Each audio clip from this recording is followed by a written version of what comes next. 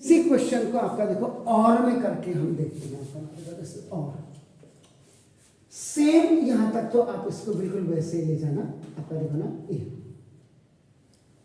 अब आपका देखो मैं इसको फाइनाइट एपी बना रहा हूं, I am making a finite AP.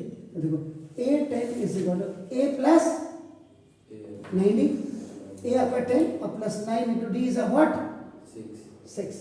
तो आपका 10 प्लस आपका कितना हो गया 54, तो कितना हो गया A10 इज इक्वल आपका 64। क्लियर? तो दोबारा देखिए, यानी कि इसके बाद आपका नाम ये निकाला आपने, यहां तक आपको और में भी सेम प्रोसेस सेम फिगर बनाएंगे आप यहां तक। We have use here the infinite AP का आपने किया। अब आप करो, अब आपने देखो एपी फिर दोबारा बनाइएगा। तो देखो एपी आपका 10, देखो 16, 22 डैश डैश डैश। अब यहाँ पे आपका लिख दीजिएगा आप 64। ये देखो now you have make it the finite AP, आपने इसको बना दिया। And now this the A10 हो गया आपका। A10 जो बेसिकली है यही आपका AN है आपका the last term. Is it clear? A10 का मतलब AN और यही आपका लास्ट टर्म है। और लास्ट टर्म जब आपका if any AP if any AP आपका नाम इज प्रेजेंट तो इसका मतलब फाइनाइट है। तो बस अब आपका नाम लिख तो सम ऑफ nth टर्म देखो आपका फॉर फाइनाइट एपी।